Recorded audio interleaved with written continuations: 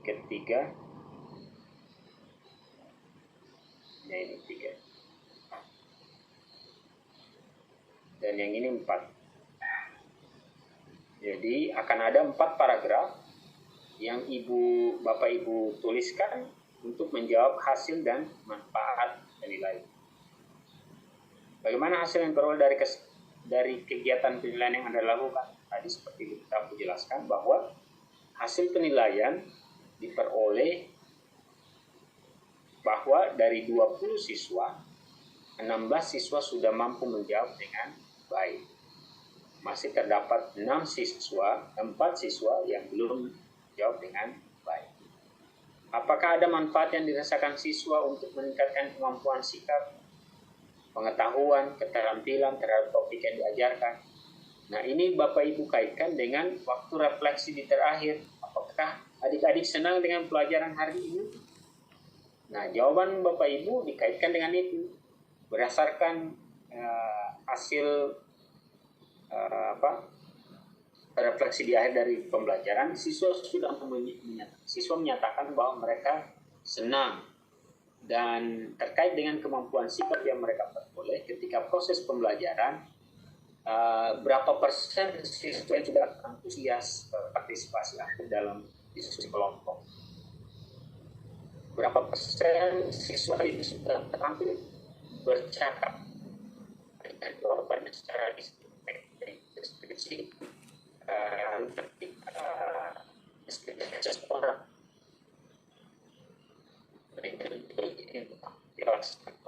sesuai dengan penjelasan yang nomor 2 itu, bagaimana manfaat pada siswa. Mungkin apakah hasil penilaian menggambarkan banyak pelajaran yang ditetapkan, dicek lagi di dunia pelajaran yang berdasarkan pelajaran pada materi ini, siswa mampu menjelaskan atau mengumpulkan atau cocokkan. Pak, putus suara Pak. Nggak nampak suara Bapak. Ya. Jadi bagaimana?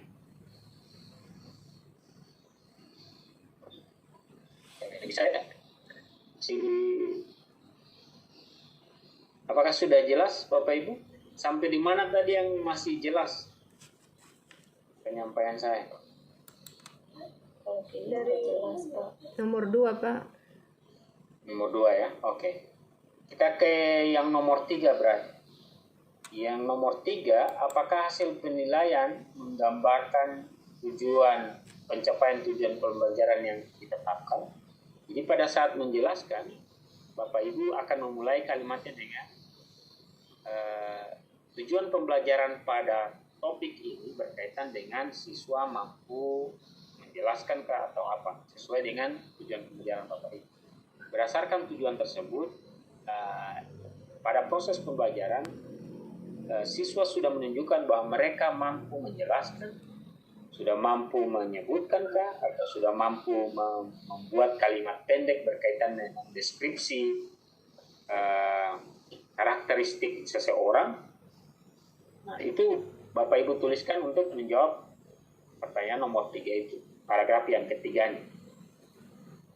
Kemudian untuk yang paragraf keempat, ya, kaitkan penjelasan Anda dengan materi yang dipelajari pada pengembangan perangkat pembelajaran. Nah, di pengembangan perangkat pembelajaran Bapak Ibu sudah memilih metode ini atau rubrik penilaian itu yang dipilih untuk mengukur siswa.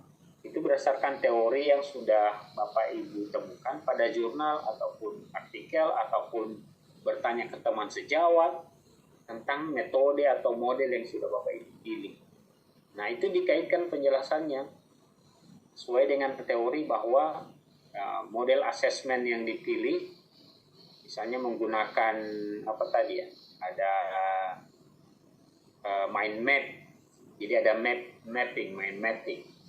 Nah, itu ternyata bisa membuat siswa lebih mudah dalam menjawab soal berkaitan dengan deskripsi fisik, karena sudah ada kata bantu menunjukkan tanya,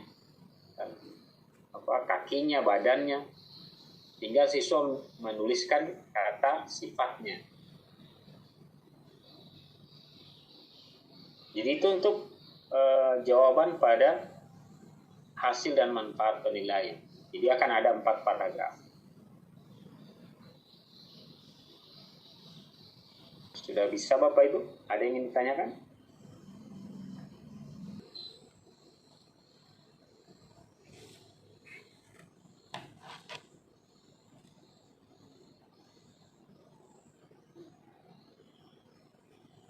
Bukan ada assessment of learning, ada assessment for learning, dan ada assessment as learning. Apakah bedanya?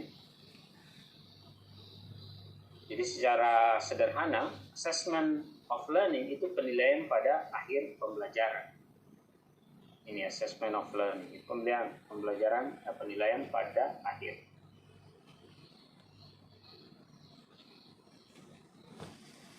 Sementara assessment for learning ini pembelajaran penilaian untuk pembelajaran.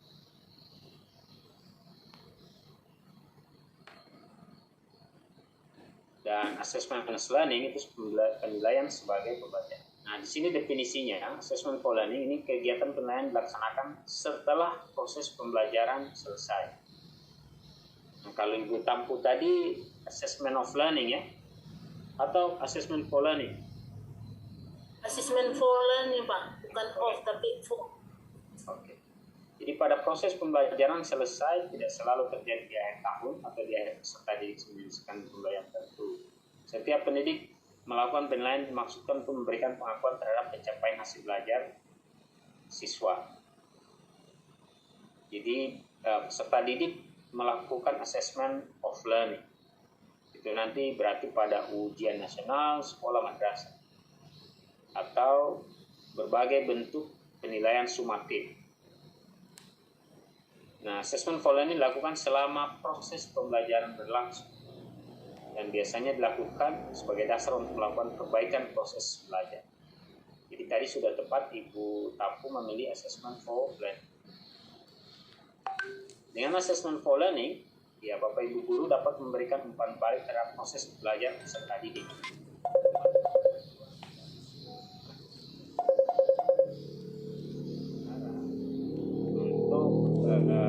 Ya, ini ada assessment for learning juga dapat dimanfaatkan oleh pendidik untuk meningkatkan performa dalam memfasilitasi siswa. Telepon jadi masuk di sini. Berbagai bentuk penilaian formatif, tugas, presentasi, proyek, dan kuis itu merupakan contoh dari assessment for learning.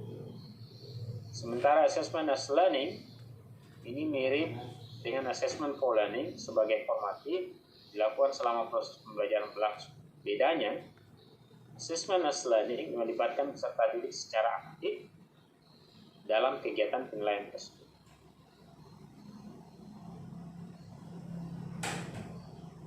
Jadi assessment as learning itu peserta didik secara aktif terlibat dalam penilaian tersebut. Nah, kalau tadi Ibu Tampu, ya mereka terlibat secara aktif ya.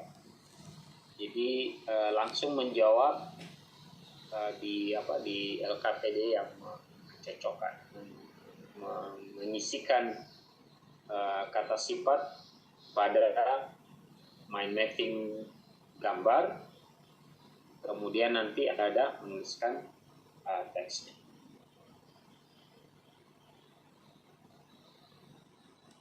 Kita kebutuhan hanya membuka aplikasi ataupun website ataupun program yang Bapak Ibu sampaikan. Jadi diatur oleh guru di kelas, disampaikan di awal.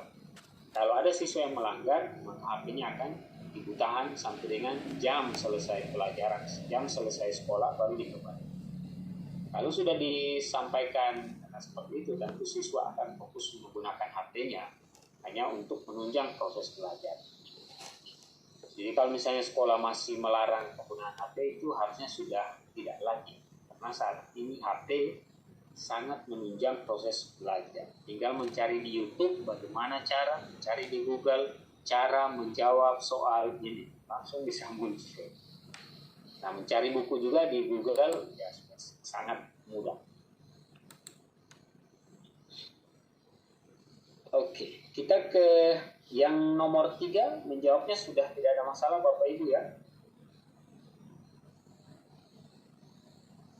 Sudah jelas penjelasan saya untuk menjawab soal nomor 3, kolom nomor 3 ini? Ya Pak. Oke. Kita ke nomor 4.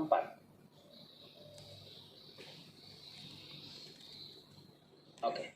Jadi karena saya juga, ini kita di dalam kelas, saya juga akan melakukan penilaian terhadap kinerja dari peserta didik, dari Bapak Ibu. Jadi saya akan menunjuk siswa untuk menjelaskan kembali bagaimana cara menjawab soal nomor 2. Saya sebut nama siswanya, Pak Ilyas, bisa dijelaskan kembali cara menjawab nomor 2. Ini adalah bentuk penilaian juga.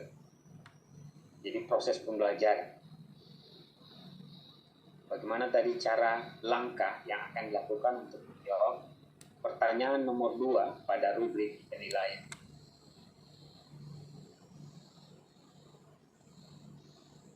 Mikrofonnya silakan.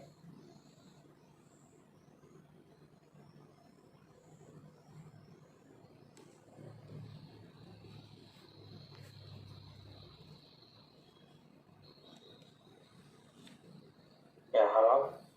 Ya, Ya, terkait hasil dan manfaat penilaiannya, Pak. yang nomor 2. Pertanyaan, bagaimana cara menjawabnya? Hasil dan manfaat penilaian. Hasil. Ya, kalau dalam hasil dan pemanfaatan penilaian yang saya lakukan itu berdasarkan dari pertama adalah tujuan pembelajaran yang saya lakukan, sehingga apakah siswa tersebut sudah berdasarkan tujuan pembelajaran ini penilaian melalui asesmen formatifnya, yaitu ada sikap, pengetahuan, dan keterampilan yang mereka sudah capai, sehingga bisa dikatakan hasil dan manfaat penilaian yang berdasarkan tujuan pembelajaran yang saya sudah lakukan sudah berhasil, Pak. Terima kasih. Begitu penjelasan saya tadi ya. Nah, ini pertanyaan untuk menguji juga yang lain. Apakah seperti itu penjelasan saya tadi? Ya, manfaat yang dirasakan siswa Pak.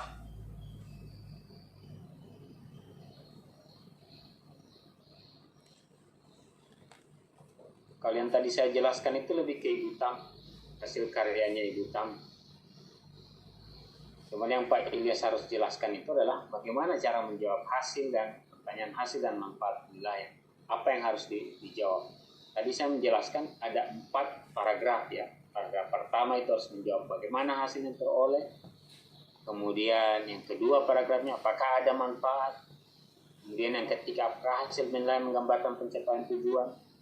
Dan yang keempat, paragraf yang akan digunakan untuk menjawab hasil dan manfaat penilaian itu adalah apakah ada kaitan penjelasan Bapak Ibu dengan materi yang dipelajari pada MK.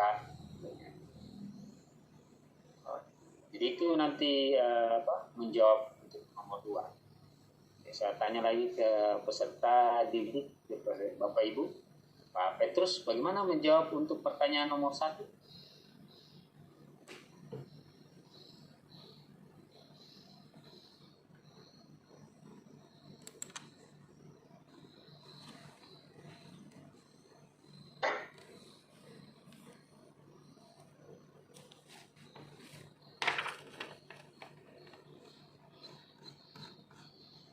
Pak Petrus bisa dengar saya, Pak? Saya diaktifkan mikrofonnya. Ya, bisa Bapak.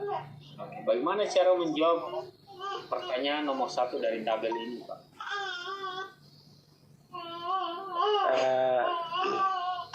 Di sini dalam bentuk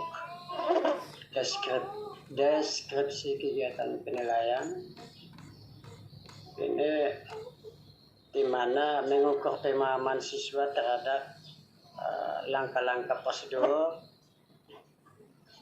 Yang kedua, bisa menilai dari kemampuan siswa dalam menyusun teks prosedur yang lebih jelas. Dan terstruktur.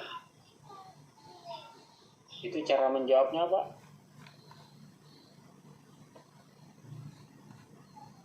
Ya, mungkin ada lagi langkah-langkah yang lain, yaitu sikap siswa diminta untuk memilih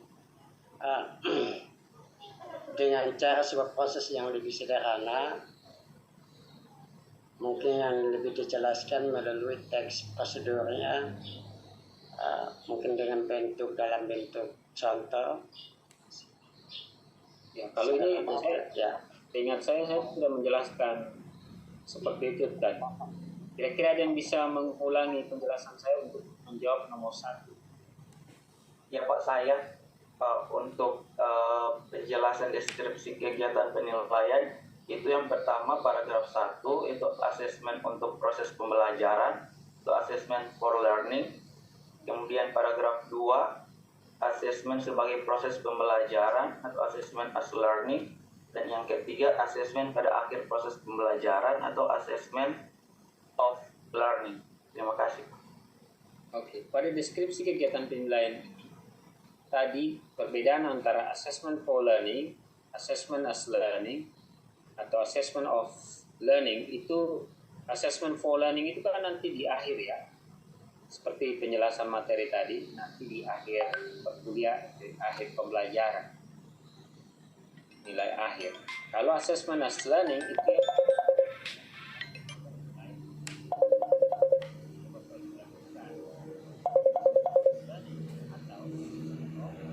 karena itu yang ada kemiripan.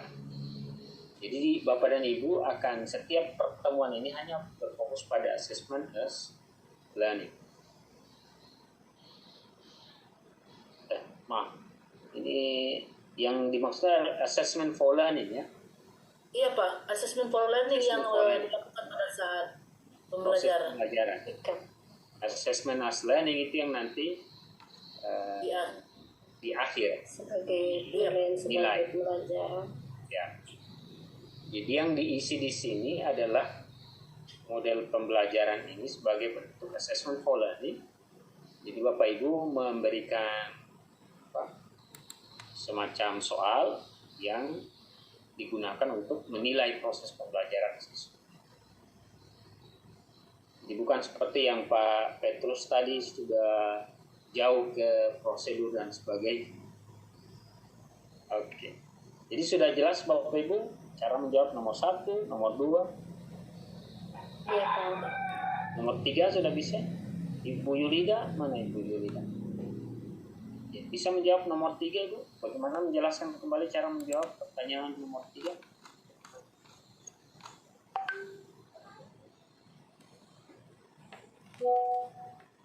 Ibu Yulida bisa diaktifkan. Ya Pak. Ya, bagaimana cara menjawab pertanyaan nomor 3? Tantangan kegiatan penilaian Pak ya. Ya.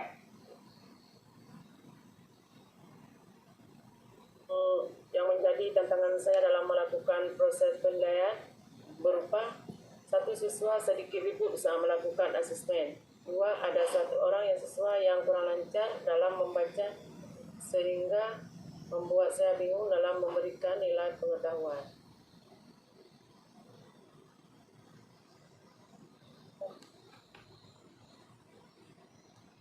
Cara menjawabnya itu, cara menjawabnya.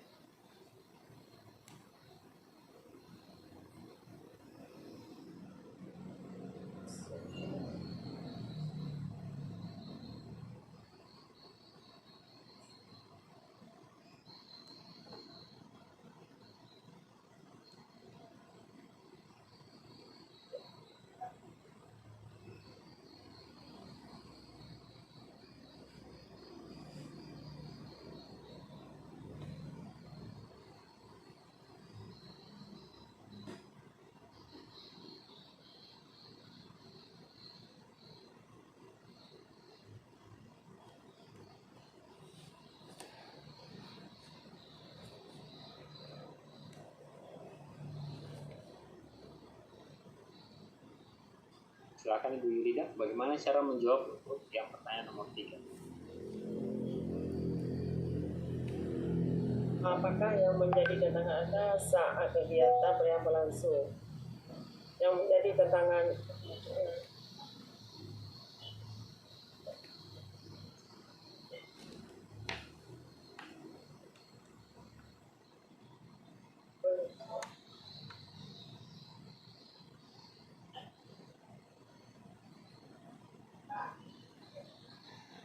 saya mencoba untuk menjawab yang nomor 3 yang terkait dengan Bapak sudah jelaskan, yakni tantangan kegiatan penilaian.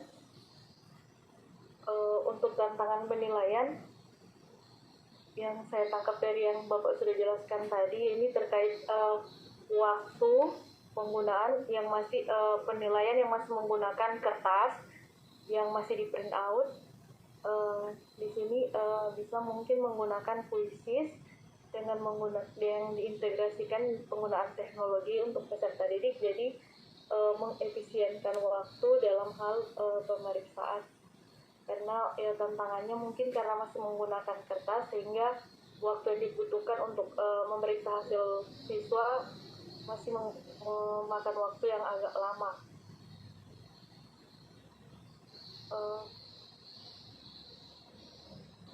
Bagaimana dengan apakah hasil penilaian menggambarkan penilaian yang komprehensif? Ya, penilaian yang menggambarkan penilaian yang sudah komprehensif karena sudah meliputi kegiatan pengetahuan, keterampilan, dan sikap. Dan itu terdapat di asesmen penilaian pada LKPD, Pak, karena di LKPD sudah mencakup penilaian pengetahuan, keterampilan, dan sikap. Oke. Nah, bagaimana dengan kaitannya materi yang dipelajari pada MK pengembangan perangkat pembelajaran? Kaitannya dengan MK pengembangan perangkat pembelajaran perangkat pembelajaran yang kami sudah dapat, yakni di mana mengembangkan metode perangkat pembelajaran yang terintegrasi dengan penggunaan teknologi. Itu dapat terlihat langsung dalam perangkat pembelajaran yang kami gunakan pada saat proses pembelajaran, baik menggunakan modul pembelajaran atau perangkat pembelajaran. Oke. Jadi sudah aman untuk menjawab tabel 1, 2, dan 3 ya. Sekarang kita ke tabel 4. Nah, sudah disebutkan tantangannya tadi masih menggunakan print out. Itu yang masih dianggap sebagai masalah. Kemudian juga tadi Ibu Tampu masih ada 4 siswa yang belum menjawab dengan benar. Ibu Yulida tadi masih ada 1 yang tidak bisa membaca. Nah, itu kan permasalahannya. Nah, apa yang nanti Bapak Ibu akan lakukan untuk mengatasi masalah tersebut? Adakah solusi yang bisa dilakukan untuk mengatasi siswa tadi, Ibu Yulida 1 yang masih belum bisa membaca, Ibu Tampu ada 4 yang belum menjawab dengan benar? Jadi apa nanti solusinya? Kira-kira Ibu Tampu akan melakukan apa? Ibu Yulida akan melakukan apa tadi?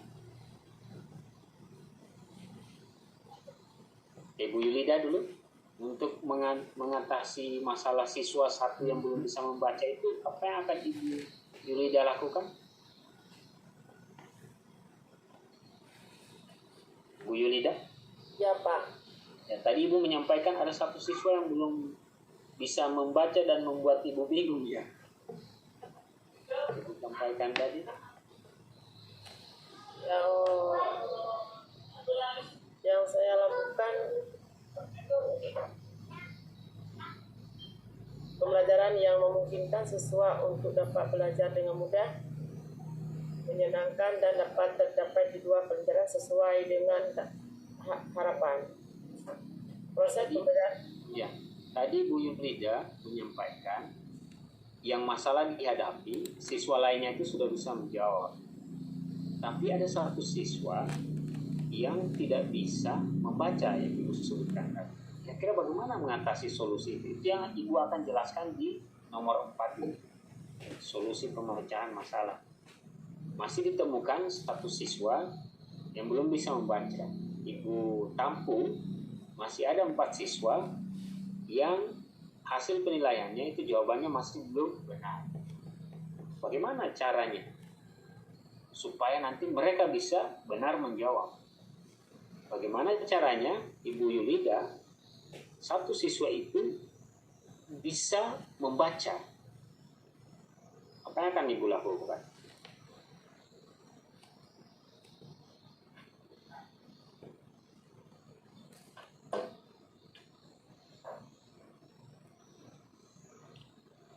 Kalau misalnya untuk Ibu Yulida, satu siswa, mungkin saya butuh penjelasan lebih detail. Ibu Yulida tidak bisa membaca bagaimana, Bu? Dia tidak mengenali huruf atau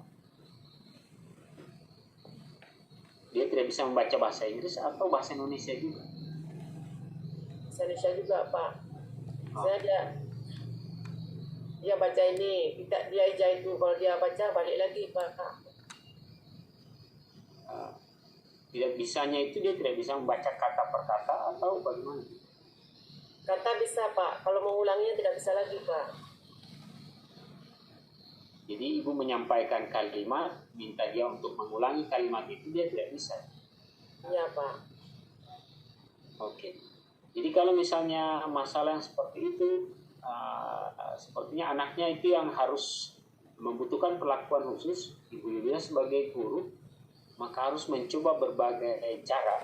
Bisa saja dengan selalu meminta siswa tersebut di setiap akhir dari pembelajaran, Ibu Yulida meminta dia untuk jangan dulu keluar, masih dengan Ibu Yulida, mungkin meluangkan waktu 5-10 menit membantu dia dengan belajar. Misalnya mengulang, meminta dia mengulang kata, meminta dia untuk membaca kata, meminta dia untuk bercerita. 5-10 menit. Jadi Ibu Yulida akan harus meluangkan waktu untuk siswa yang bersangkutan menambah jam belajarnya. Itu bisa Ibu Yulida tuliskan pada solusi pemecahan masalah 5 menit sampai 10 menit. Atau juga bisa ketika dalam proses pembelajaran di kelas, Ibu Yulida akan menempatkan siswa tersebut di depan supaya Ibu Yulida mudah mengontrolnya dan siswanya itu mudah memperhatikan. Jangan sampai Ibu Yulida akan membiarkan siswa yang bersangkutan itu duduk di bagian belakang, dia akan semakin tertinggal. Tetapi kalau Ibu Yulida memindahkan tempat duduknya, misalnya sebelumnya dia duduk di belakang, pindahkan di depan, maka pada saat proses pembelajaran Ibu Yulida selalu memperhatikan dia dan selalu mengecek apakah bisa diterima, apakah bisa dipahami, atau dia selalu dilibatkan dalam diskusi supaya dia nanti bisa mencoba juga menjawab, selalu berlatih setiap hari. Nah, itu strategi yang bisa dilakukan untuk mengatasi permasalahan itu. Nah, nanti untuk menjawab pertanyaan berikutnya, mengapa dan kaitkan alasannya dengan materi yang dipelajari pada mata kuliah pengembangan perangkat pembelajaran. Jadi dikaitkan lagi dengan teori sebelumnya yang dipelajari. Cuma memang kalau siswanya tidak bisa membaca, itu tidak berkaitan dengan strategi yang Bapak Ibu buat di pembelajaran ini kan. Yang tadi untuk menumbuhkan minat belajar, kemudian juga mungkin ada siswa yang sulit menjelaskan tentang sesuatu. Tapi kalau tadi permasalahan Ibu Yulida dia tidak bisa membaca, itu permasalahan yang lain.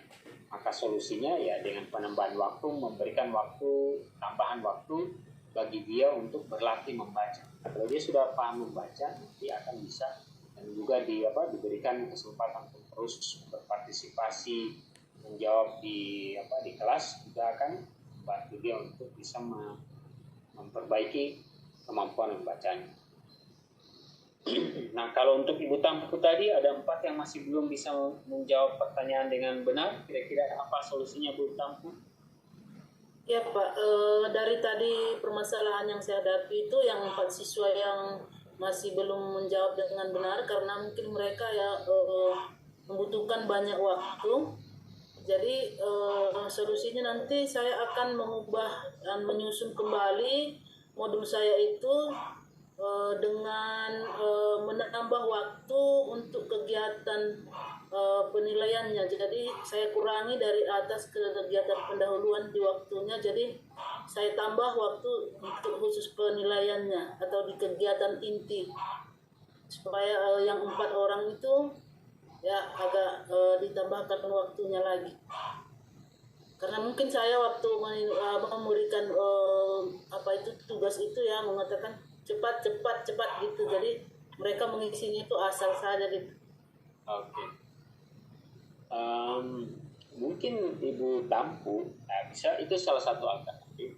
Alternatif berikutnya adalah pada saat mereka mencoba menjawab soalnya, jadi waktunya kan tadi sebenarnya sudah efektif ya untuk 16 siswa itu, mereka bisa menjawab benar. Tetapi 4 siswa ini pada pembelajaran berikutnya yang Tampu sudah hasil asesmen itu mereka selalu terlambat.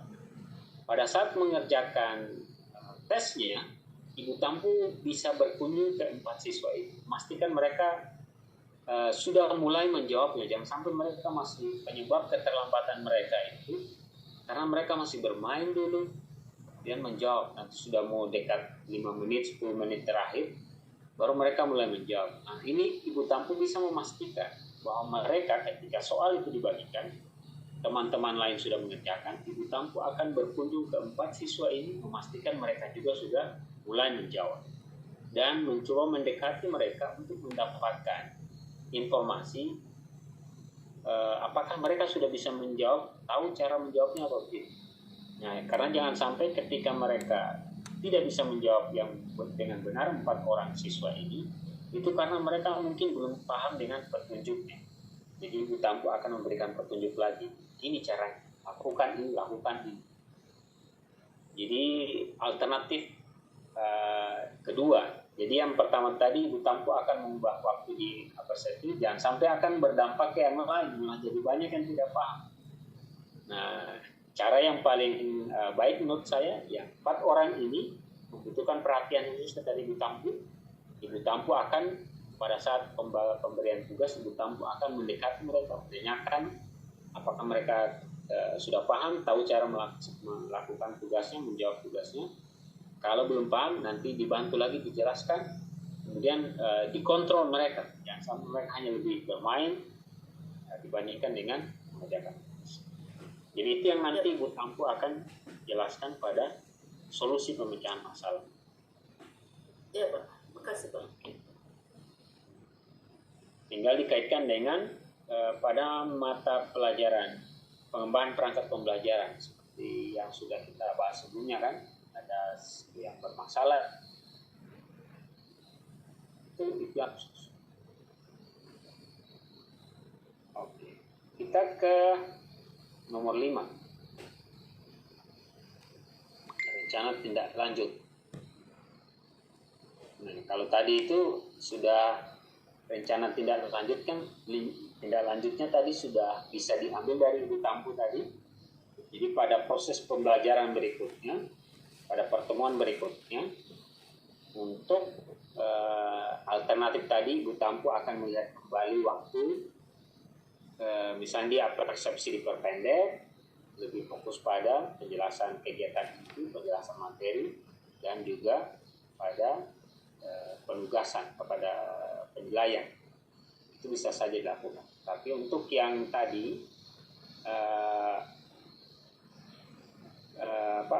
tujuan di sini diminta apakah rencana tindak lanjut untuk menjadikan kegiatan hasil penilaian sesuai dengan tujuan pembelajaran atau metodenya atau strategi pembelajaran berikutnya. Mungkin Bapak dan Ibu kalau tadi kan lebih ke metodenya dan strategi pembelajaran. Jadi pada penilaian Bapak dan Ibu semuanya menggunakan print out, itu mungkin bisa diganti menjadi berbasis game, berbasis game online, quizzes atau Google Form, atau bisa juga mengganti metode pembelajaran seperti tadi yang saya tahu yang tadi juga di awal, Jadi mereka bermain ulah tangga, nanti ya materinya didesain ke model pembelajaran seperti itu. Nah, itu adalah rencana tindak lanjut yang bisa Bapak Ibu lakukan nanti pada pertemuan berikutnya pada siklus kedua. Nah, kalau menurut jawaban dari Ibu Tampu menyusun modul ajar yang lebih bagus, ya, mungkin modul ajarnya sudah bagus, tetapi yang aspek mana yang akan diperbaiki itu yang didetailkan. Kalau ini masih terlalu umum. Menyusun modul ajar yang lebih bagus itu masih umum sekali. Jadi modul ajar Bapak dan Ibu itu sudah bagus, cuman ada yang kurang. Nah, yang kurangnya itu apa yang akan diperbaiki merupakan rencana tidak lanjut. Misalnya waktu ada yang dikoreksi kemarin oleh guru kita, ya rubrik penilaiannya atau LKPD-nya itu tidak sesuai dengan tujuan pembelajaran. Nah, itu yang nanti rencana tindak lanjutnya akan diperbaiki, memperbaiki LKPD disesuaikan dengan tujuan pembelajaran.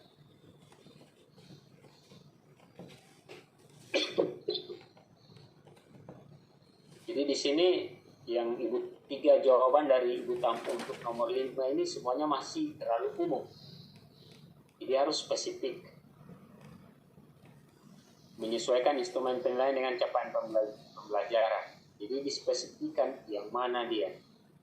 Menyusun LKPD yang lebih sesuai dengan tujuan pembelajaran. Padahal tadi Ibu Tampu mengatakan bahwa LKPD-nya sudah sesuai.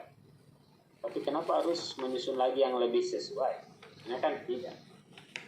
Jadi hanya yang bagian mana yang diubah. Kalau tadi kan Ibu Tampu masih print out, Ibu Tampu akan buat dia dalam bentuk aplikasi Quizzes misalnya. Atau menggunakan Kahoot, ada aplikasi Kahoot, atau menggunakan aplikasi Jamboard. Ya, ada banyak aplikasi pembelajaran yang bisa digunakan. Jadi jangan menyusun LKPD yang sesuai, jangan menyesuaikan instrumen, dan jangan menyusun modul ajaran yang baru lagi. Berarti kalau misalnya melihat dari kalimat ini, secara tidak langsung Ibu Tampu sudah mengatakan berarti modul ajar yang sekarang ini tidak bagus. Karena nanti akan menyusun lagi yang lebih bagus. Kan? Hati-hati Bapak Ibu di jawaban Bapak dan kita. Oke. Daftar pustaka, mana jurnal yang kemarin Ibu yang gunakan waktu di pengembangan perangkat pembelajaran itu dimunculkan di sini. Kali ini cuma berkaitan dengan penilaian hasil belajar. Harusnya ada di jurnal yang Bapak Ibu kutip rujuk waktu itu.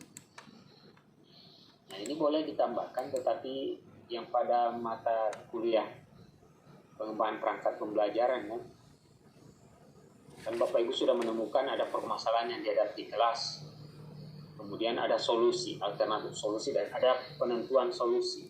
Nah, penentuan solusi itu kan berdasarkan jurnal yang sudah Bapak Ibu rujuk. Nah, itu diletakkan di sini.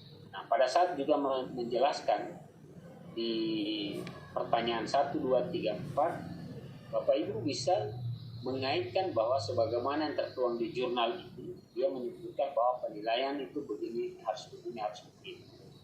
Jadi mengaitkan itu dalam penjelasan Bapak dan Ibu.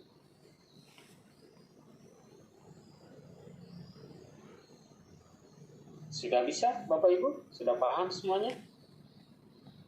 Siapa? Oke.